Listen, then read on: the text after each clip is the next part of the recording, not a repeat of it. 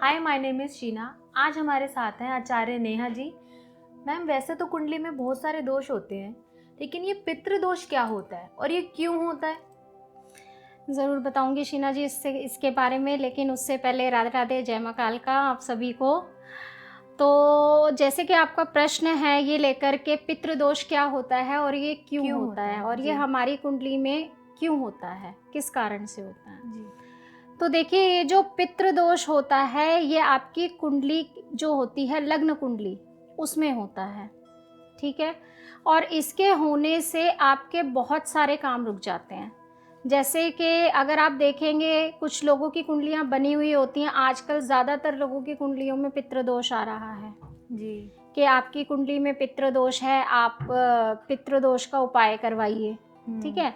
लोग उपाय भी कर रहे हैं, लेकिन वही बात है कि क्यों हो रहा है, इसका कारण क्या है। इसका होने का कारण ये है कि आजकल की लाइफ बड़ी फास्ट है जी। और जो भी लोग हैं उनके पास इतना समय नहीं है कि वो पूजा पाठ कर सके, तर्पण कर सकें, या जो भी विधि विधान है उसको फॉलो कर सकें, या जो भी नियम होते हैं उनको फॉलो कर सकें, ठीक है।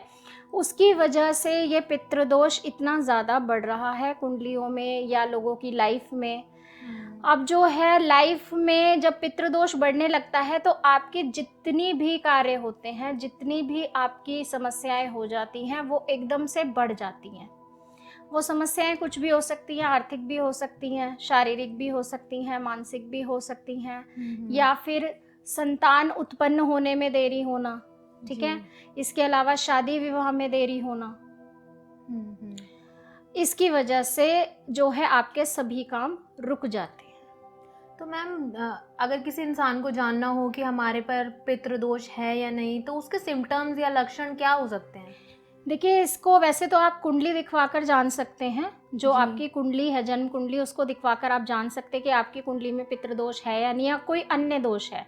जैसे पितृदोष होता है, कुल दोष होता है, वंश दोष होता है, इनके लक्षण अलग अलग होते हैं, ठीक है। तो आप ऐसे जान सकते हैं। अगर आपके पास कुंडली नहीं है और आप फिर भी जानना चाहते हैं कि आपकी कुंडली में पितृदोष है या नहीं, या जो भी आपके घर में समस्याएं हो रही वो पितृदोष की वजह से तो नहीं है, तो उसका सीधा सीधा हिसाब है कि आपकी जो सोर्स ऑफ इनकम है वो घट जाएंगे, ठीक है। और आप जितना भी कमाएंगे वो आपके घर में कभी भी पूरा नहीं पड़ेगा, बरकत नहीं होगी आपकी कमाई में, ठीक है।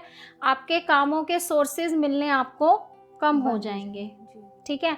इसके अलावा जैसे आपके घर में शादी विवाह होना है तो उसमें देरी होने लग जाएगी, या फिर रिश्ता ही नहीं होगा, रिश्ता होगा तो शादी नहीं चलेगी, ठीक है।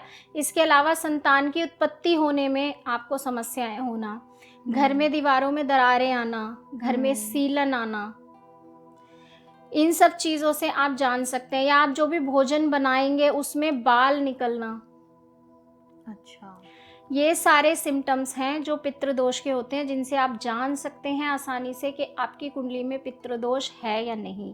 या फिर आपके घर में यदि 4 व्यक्ति एक साथ बैठे हैं तो उनकी एकदम से किसी भी बात के ऊपर लड़ाई झगड़ा हो जाना, या बिना बात के ही लड़ाई झगड़ा हो जाना, बच्चों की आपस में सहमति ना होना, बच्चों का कहना ना मानना, जैसे आजकल पेरेंट्स का कहना बच्चे नहीं मानते हैं, ठीक है। और बच्चों से सहमति ना होना, वाइफ से सहमति ना होना, अपने माता पिता से सहमति ना होना, ये सारे जो लक्षण हैं ये पितृदोष के लक्षण हैं। अच्छा, तो मैम, अगर इससे निवारण चाहते हैं कोई, तो कैसे इसका निवारण हो सकता है? देखिए, इसके लिए निवारण और उपाय हैं, लेकिन कई बार ऐसा होता है कि निवारण और उपाय बता तो दिए जाते हैं, लेकिन या तो लोग करते नहीं हैं या उचित विधि से नहीं कर पाते हैं, ठीक है। तो ये देखिए, इसमें क्या होता है कि इसमें उपाय के लिए एक तर्पण की विधि बताई जाती है, जो कि पहले के ज़माने में की जाती थी। पहले क्या होता था कि लोग जनेऊ धारण करते थे, आपने देखा होगा। लेकिन अब कोई भी जनेऊ संस्कार नहीं कराता है, क्योंकि जनेऊ धारण करना बहुत ज़रूरी माना जाता था पहले, क्योंकि उस जनेऊ के द्वारा ही पिता जो होते थे, हमारे जो पितृ होते थे, उनका तर्पण किया जाता था या उनको जल मिलता था। क्योंकि जो हमारा पितृलोक है वहाँ पर कंटिन्यूटी में अग्नि जल रही है और वो बहुत तेज अग्नि है। तो जब हम जनेऊ धारण करते हैं और स्नान करते हैं तो जनेऊ से टपकने वाला जल हमारे पितरों को मिलता है, ठीक है। जी। तो अब आप देख रहे हैं आधे से ज़्यादा जो भी यूथ है या लोग हैं वो जनेऊ संस्कार नहीं कराते क्योंकि उसका नियम बहुत है। दूसरी बात है कि जब ये जनेऊ संस्कार का सिस्टम खत्म हुआ, क्योंकि ये जो जनेऊ संस्कार लाया गया था ये शिव जी के द्वारा लाया गया था पितरों के लिए, ताकि हमारे जो पितर हैं मरने के बाद तृप्त हो जाए और उनको कोई भी कष्ट ना हो, उनको भोजन और पानी मिलता रहे। तो ये जो पवित्र वस्त्र जिसको हम जनेऊ कहते हैं ये शिव जी के द्वारा पितरों को दिया गया था। तो अब ये जनेऊ संस्कार कोई नहीं कराता, तो पितरों ने इसका ऑल्टरनेट निकाला कि जो आपके कपड़ों से चूने वाला पानी है जो आप पहनकर नहाते हैं, लोग आजकल अंडरगारमेंट्स भी पहनकर नहीं नहाते हैं, तो उसके पानी से वो तृप्त हो सकते हैं, लेकिन लोग अब वो भी नहीं पहनते हैं। ठीक है। अब इसके बाद क्या होता है कि उनका कोई भी तर्पण नहीं हो पा रहा, उनको किसी भी विधि से जल नहीं मिल पा रहा है, तो वो अग्नि में जल रहे हैं। तो अग्नि में जल रहे हैं तो उसका असर अपनी संतानों को ही देते हैं। अपना क्रोध वो किसको दिखाएंगे? जी, किसी को भी नहीं दिखाएंगे। यही तो करेंगे ना कि भाई मतलब जो भी हमें गुस्सा आ रहा है तो अपनी संतानों को ही तो दिखाएंगे कि भाई हम परेशान हैं तो तुम भी परेशान रहो, हम भूखे हैं तो तुम भी भूखे रहो। जी, ये सारी चीजें होती हैं। तो ये जो है समस्या इस तरीके की है। अब आप इसके निवारण के लिए पूछ रही हैं, इसके उपाय के लिए पूछ रही हैं, ठीक है। तो इसके लिए देखिए सबसे पहले आपको दक्षिण दिशा की तरफ एक तांबे या पीतल का आप लोटा ले सकते हैं, उसमें थोड़े से काले तिल जी और थोड़े से आपको चावल और चीनी डालने हैं, और तर्पण जो किया जाता है वो इस तरफ से किया जाता है। जब आप जल गिराएं जी दक्षिण दिशा की तरफ, अपनी हथेली से होते हुए जल यहाँ से गिरना चाहिए आप, या थंब के और इससे बीच में, इसके बीच से। ओके।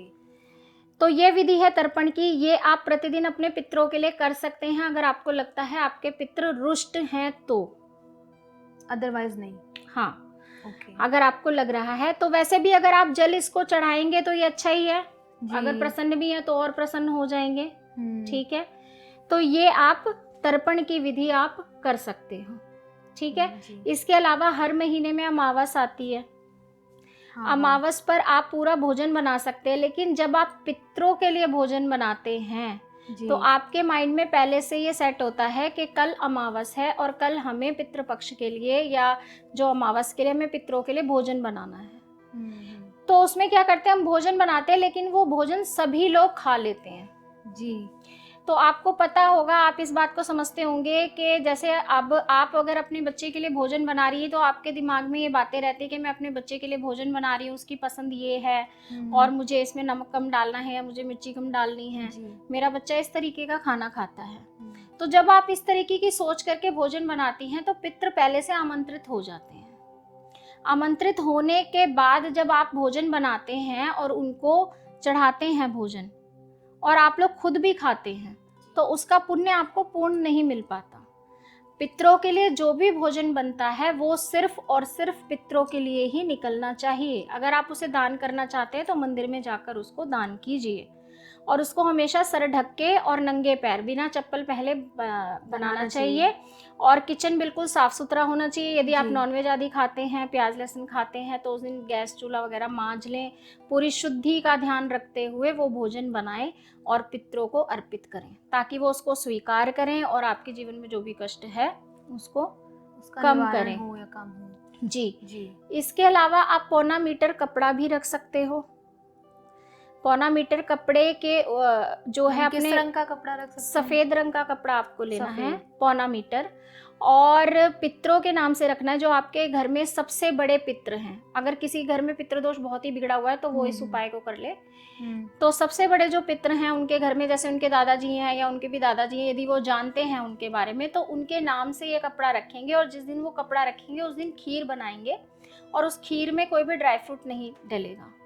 और जो भी उस कुल में मौजूद हैं सबसे बड़े पुत्र और पुत्रवधू, अगर वो नहीं है तो जो भी लड़का है घर में, और अगर उसकी शादी हो गई तो उनकी जो वाइफ भी रहेंगी, एक उपला सुलगा लें। उपले के ऊपर घी और खीर का भोग देना है पितरों के आगे रखकर। अगर उनकी कोई तस्वीर वगैरह आपने दक्षिण दिशा में लगा रखी है तो उस दिशा में रखकर आप भोग लगाइए। नहीं है तो आप बिना उसके भी दक्षिण दिशा में रखकर भोग लगाइए। उस उपले पर खीर और घी का भोग लगाना है और वो कपड़ा पितरों के लिए रखना है और रखते वक्त उनको बोलना है कि हमारे ये कष्ट हैं, हमारी ये समस्याएं हैं, आप इनका निवारण कीजिए। जैसे जैसे इनका निवारण हो जाएगा और हम आपका जो है तर्पण पूर्ण रूप से हरिद्वार या जहाँ भी आपके लिए संभव हो वहाँ जाकर आप करेंगे। एक पीपल का पेड़ लगवाएंगे और 11 लोगों को भोज कराएंगे। जी। ये पूर्ण विधि है जो कि जिनके घर में पितृदोष है वो इस विधि को अपना सकते हैं। मैम एक और चीज़, जैसे बहुत से लोग हैं जिनको पता ही नहीं था कि कौन से डायरेक्शन में पितरों की फोटो लगानी है, तो उसका भी इफेक्ट पड़ता है क्या हाँ, पितृदोष बिल्कुल में? पड़ता है, क्योंकि जो दक्षिण दिशा है जी। वो जो है वो पितरों की दिशा मानी जाती है। जी। ठीक है। इसके अलावा हमारे घर के बाहर पितरों का स्थान होता है। जैसे बाहर लोग शूरक रख लेते हैं, चप्पलें उतार देते हैं, वो नहीं करना चाहिए, क्योंकि हमारे पितृ हमेशा हमारी रक्षा के लिए चौखट पे खड़े रहते हैं। ठीक है। और चौखट पे खड़े रहते हैं, वो हमारी रक्षा के लिए इंतजार करते रहते हैं कि कोई हमें जो है एक लोटा पानी देगा या कुछ भी है। जैसे आपने पहले ज़माने में देखा था कि कोई भी सफ़ेद चीज़ लेकर आते थे तो उसको कहते थे थोड़ा सा तोड़ करके बाहर डाल दो। हाँ। तो वो किसके लिए डाला जाता था? वो उन्हीं के लिए डाला जाता था, क्योंकि आप कोई भी सफ़ेद मिठाई या कोई भी सफ़ेद वस्तु अगर आप खाते पीते हैं तो वो पितरों के लिए ज़रूर निकलती है। जी। पितरों के तर्पण में बताशे का, सफ़ेद मिठाई का, दूध का, दही का, चावल का, इन चीज़ों का इस्तेमाल ज़्यादा होता है। ठीक है। तो पितरों का स्थान दक्षिण दिशा में होता है। दक्षिण दिशा में आप उनकी तस्वीर लगा सकते हैं। उनकी तस्वीर पर आप प्रॉपर हार चढ़ाइए, जो भी आप अफोर्ड कर सकते हो। ठीक है। वो हार चढ़ाइए बहुत प्रॉपर से लोग अपने तरीके से। बेडरूम में लगा देते हैं, डायरेक्शन साउथ वेस्ट होती है, बेडरूम साउथ होती में है। पितरों की फोटो कभी नहीं लगानी चाहिए और जी। बेडरूम में देवी देवताओं की फोटो भी कभी नहीं लगानी चाहिए। बेडरूम में अगर आप लगाने चाहते हैं तो सिर्फ राधा कृष्ण की फोटो आप लगा सकते हैं, क्योंकि जो पितृ हैं वो देवताओं के तुल्य माने गए हैं और जी। देवताओं से भी पहले हमारी मदद के लिए खड़े होते हैं, क्योंकि जो पितृ है वो हमारे ब्लड से रिलेट करते हैं। जी। जी। और आप तो जानते ही हैं कि जो श्राद्ध पक्ष होते हैं 15 दिन जो पितरों ने अपने लिए लिए हैं वो देवताओं से लड़ करके ही लिए हैं। जी। जी। और जब आपके पितृ प्रसन्न हो जाते हैं तो वो आपकी कुल देवी को विराजमान करते हैं आपके घर पे, और कुल देवी के विराजमान होते ही आपके घर में अष्टलक्ष्मी विराजमान हो जाती हैं। तो ज्यादा उपाय करने से बेहतर है आप अपने पितरों को और अपनी कुल देवी को प्रसन्न करें। जी। और अपने घर में सुख समृद्धि शांति लाए, क्योंकि जब पितृ प्रसन्न होंगे तो जो आपको नहीं भी मिल सकता है, जो आपकी किस्मत में भी नहीं है, वो भी आपको वो मैम मेरा एक देंगे। क्वेश्चन है कि जैसे बहुत से लोगों को ये होता है, जैसे हम ये सुनते आ रहे हैं कि भाई अगर किसी की डेथ हो जाती है तो हाँ। उसका दोबारा जन्म होता है इसी धरती पे, हम्म, जैसे किसी का चाहे 4 साल बाद हो, हमें नहीं पता कैसे, हम्म। तो फिर वो पितृ कैसे होते हैं? वो ऐसे होते हैं, देखो आपने सुना होगा कि जब भी कोई मरता है जी। तो वो एकदम पितृलोक पे नहीं जाता है। जी। अगर आपने कभी देखा हो तर्पण होता हुआ या विधि अंतिम संस्कार के होते हुए देखी हो तो उसमें 3 पिंड बनाए जाते हैं। जी। ठीक है। तो ये कहा जाता है कि 13 दिनों तक वो आत्मा अपने परिवार के आसपास ही रहती है, जी। जबकि ऐसा नहीं होता है। 13 दिन से अधिक भी वो रह सकती है, क्योंकि उनके भी कर्मास हैं। ठीक है। और जो पितृलोक है वो मुक्ति धाम नहीं है, वहां से उनकी मुक्ति नहीं होती है। जैसे आप पृथ्वी लोक में है या मृत्यु लोक है, यहाँ पर आप जन्म लेंगे और फिर आपकी मृत्यु होगी, तो इसे मृत्यु लोक कहा जाता है। जी। इसी तरीके से पितृलोक है जो कि पृथ्वी लोक के ऊपर है। तो जिस तरीके से हमारी ये सृष्टि है, हमारा संसार है, इसी तरीके से पितृलोक है। तो पितृलोक में ही पहले जो भी आत्माएं होती है वहां जाती हैं। ऐसा कहा जाता है कि उनका जन्म हो जाता है तो फिर वो हमारे पितृ नहीं रहे, या ऐसा ये नहीं है, क्योंकि किसी भी आत्मा की मुक्ति तुरंत नहीं होती है। अच्छा। उनको किस योनि में जन्म मिलेगा? मान लीजिए वो कोई जीव बन गए, जैसे आपको पता है 84 लाख योनियां होती हैं, जिसमें से 4000 प्रकार के तो मनुष्य की योनियां ही हैं। ठीक है। तो आपको 4000 बार मनुष्य बनकर के भी पैदा होना पड़ता है। मनुष्य से पहले की योनि है गाय की। अब गाय कितने प्रकार की हैं? उससे पहले की जो योनि आती है वो है कुत्ते की। कुत्ते कितने प्रकार के हैं? सरीसृप हैं 3000 प्रकार के, जो जमीन पे रेंगने वाले कीड़े हैं।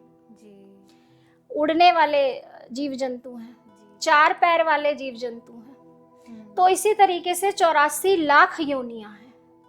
तो उनकी मुक्ति 84 लाख योनियों में जाने के बाद होगी, क्योंकि जब तक वो जीव बनते हैं वो अपने लिए कुछ नहीं कर सकते। तो आप जो भी पूजन पाठ करते हैं, जो तर्पण करते हैं, जो भी विधि करते हैं, कई लोग भागवत करवाते हैं, कई लोग एकादशी का व्रत रखते हैं, कई लोग अमावस का व्रत रखते हैं, कई लोग जो है श्रीमद् भागवत खुद पढ़ते हैं और कहते हैं पुण्य पितरों को मिल जाए। तो वो इसीलिए किया जाता है कि वो इस समय जिस भी योनि में है, क्योंकि मनुष्य का जन्म जो है इतना आसानी से नहीं मिलता है। मनुष्य का जन्म आपको इसलिए मिला है कि आपने जो भी पाप और पुण्य किए हैं उसको आप पूरा भुगत करके भगवान में विलीन हो सके। लेकिन जिस पर्पस से हमारा जन्म हुआ है हम उस पर्पस को तो फॉलो नहीं करते हैं ना, हम तो उस पर्पस से ही हट जाते हैं। तो हमारे कर्मों का हमें पूर्णता फल मिल सके, हमारी जर्नी आसान हो सके, उसके लिए ये दान और तर्पण किया जाता है।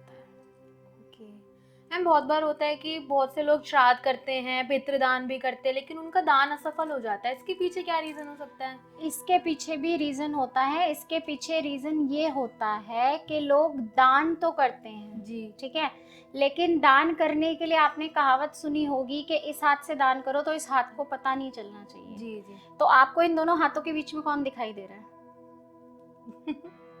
मैं दिखाई दे रही हूँ ना जी। तो हम क्या करते हैं, मैंने कर दिया, गा देते हैं उस दान को। जैसे कि अगर हमने कोई जागरण कराया या कुछ भी कराया, कोई भंडारा कराया, तो हमने तो पहले ये काम भगवान के नाम पे भंडारा कर रहे हैं जी, और उसके बाद हम कहते हैं कि अरे मैंने तो 1000 लोगों को खाना खिला दिया जी। या हम पितरों के लिए ही तर्पण करते हैं। तो आप भगवान की सहायता के बिना कुछ भी नहीं कर सकते हो जी, लेकिन आप क्या कहते हो, मैंने दान कर दिया। तो जब आप मैं लगा देते हो तो भगवान उसको कर्म में चेंज कर देता है, दान को कर्म में चेंज कर देता है। क्योंकि जब तक आप प्रभु के नाम पे कर रहे थे तो वो दान था जी, क्योंकि भगवान के लिए किया जा रहा था, आप नहीं कर रहे थे, उसमें आपका कुछ भी लेना देना ही नहीं था। जो हो रहा था भगवान के द्वारा हो रहा था, आप सिर्फ एक माध्यम थे। लेकिन अब आपने भगवान का जो रोल था उसको तो खत्म कर दिया, अब माध्यम भी आप बन गए और कर्ता धर्ता भी आप ही बन गए। तो अब भगवान क्या कहता है कि बेटा तूने एक व्यक्ति को खाना खिलाया है या तूने 1000 लोगों को खाना खिलाया तो तू मेरा भक्त है। तो अब मेरा फर्ज बनता है इन 1000 लोगों से मैं तुझे खाना वापस दिलवाऊंगा। तो आपकी क्या सिचुएशन, भगवान ऐसी सिचुएशन में आपको ले आएंगे कि आपको लोगों से दान लेना पड़े। या आपने देखा होगा कोई BMW और मर्सिडीज में लोग घूम रहे होते हैं और कहीं पे भंडारा होता है तो वहाँ लाइन में लग के वो भंडारा खा रहे होते हैं। हाँ जी, बिल्कुल करते हैं ना लोग ऐसा। तो वो किस वजह से करते हैं? क्या उनके घर में खाना नहीं होता है? होता है, लेकिन वही भंडारा। तो ये एक माइंड की स्थिति बन गई ना कि आपका फाइनेंशियल ग्रोथ भी नहीं गिरा, कुछ भी नहीं, लेकिन आप वहां पर लाइन में लग के खाना खा रहे हो जी, क्योंकि आपने ये कहा कि ये मेरे द्वारा हो गया। तो आप सिर्फ माध्यम हो, आपके द्वारा कुछ हो सकता है, वो भी करवाने वाले प्रभु हैं जी। जब आप दान देते हो तो आपके अंदर भाव ये होना चाहिए कि धन्यवाद, आप हमसे दान ले रहे हैं, आपका बहुत बहुत शुक्रिया बनाया कि हम आपको दान दे सकें जी। ठीक है जी। और हम हमेशा ऐसे रहें, बहुत बहुत धन्यवाद आपका कि आप हमसे दान ले रहे हैं। चाहे आप किसी को भोजन करा रहे हैं, चाहे आप किसी को वस्त्र दे रहे हैं, चाहे आप किसी को कुछ भी दान कर रहे हैं, तो दान के पीछे आपकी भावना इस प्रकार की होनी चाहिए, ना कि इस प्रकार की होनी चाहिए कि मैंने दान कर दिया, मतलब वो एक घमंड नहीं आना चाहिए। हाँ। दूसरी बात है कि लोग जैसे तर्पण नहीं करते हैं, जैसे मैंने आपको बताया तर्पण की विधि के यहाँ से जल गिरना चाहिए, दक्षिण दिशा में आप जाके पितरों को जल दे सकते हैं, तांबे के लोटे के अंदर चावल, चीनी और तिल डालकर काले, ठीक है। तो लोग तर्पण नहीं करते हैं, सिर्फ अमावस पे ही उनका भोज बनाया और वो मंदिर में दे आए, या जब पितृपक्ष आया तब दे आए। बहुत से लोग तो जैसे अमावस पे सूखा भी निकाल देते हैं, आलू, क्योंकि पंडित आजकल क्या हो गया कि पंडित बना हुआ खाना खाते नहीं है, कितना खाएंगे जी। तो अगर आप सूखा दे देंगे तो वो बाद में मंदिर में ही भंडारे में या किसी चीज में वो काम आ जाता है। तो आप सूखा दान कर सकते हैं, उसमें कोई विचार नहीं है। अगर आप लोगों को खाना भी खिलाना चाहते हैं तो वो भी आप कर सकते हैं, उसमें भी कोई विचार नहीं है। तो क्या होता है कि तर्पण नहीं करते, लेकिन सिर्फ अमावस पे और पितृपक्ष पे ही वो कार्य करते हैं, दान पुण्य का जो बहुत भी से लोग है। तो श्राद्ध ही करते हैं सिर्फ। ठीक है, और बहुत से लोग सिर्फ श्राद्ध ही करते हैं। जी। तो उसमें क्या होता है कि जब भी आपके पितृ जो हैं, मैंने आपको जैसे बताया पितृलोक में एक भीषण अग्नि जल रही है जिसमें वो जी। जलते रहते हैं, जी। और आपका हाथ अगर 1 मिनट के लिए गैस पर रख दिया जाए तो क्या आप बर्दाश्त कर सकते हो? आप तुरंत हाथ हटा लोगे। जी। लेकिन वो उस अग्नि में पर्टिकुलर जल रहे हैं, जब से उनकी मृत्यु हुई है, जब तक उनका जन्म नहीं होगा उन्हें वहीं रहना है। जी। तो वो अग्नि आपके द्वारा ही, आप ही माध्यम हो, क्योंकि आप उनकी संतान हो, आपके द्वारा ही वो शांत की जा सकती है, आपके द्वारा ही उनको जल भोजन पानी मिल सकता है। अब ये ऐसा है कि आपके घर में एक पार्टी है, बुफे सजा हुआ है, आपने अपने माता पिता को तो खड़ा कर लिया सामने, उन्हें कहा खड़े रहो हम खा रहे हैं।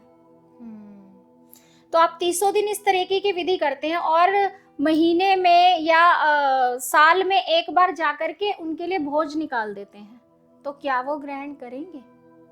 नहीं, क्योंकि उनको पता है कि आज जो मैं ये भोजन ग्रहण कर रहा हूँ तो अगले 1 साल तक मुझे फिर भूखा ही रहना है। जी। मैं अगर अमावस पे ये भोज ग्रहण कर रहा हूँ तो आने वाले 15 दिनों तक तो फिर मुझे भूखा ही रहना है। जी जी, जी। क्योंकि मेरी संतानें मेरा तर्पण नहीं कर रही हैं।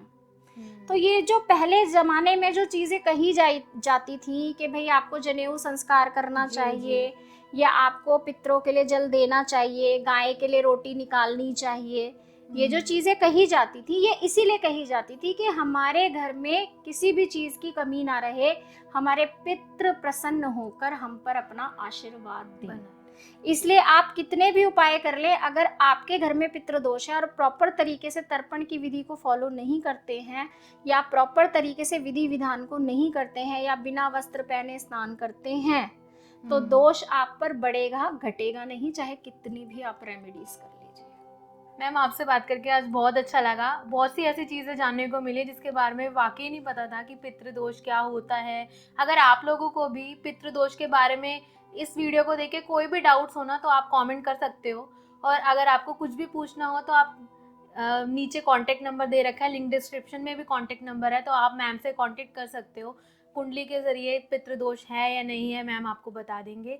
और तब तक के लिए हम आपसे मिलते हैं दूसरे टॉपिक पे। Thank you for watching.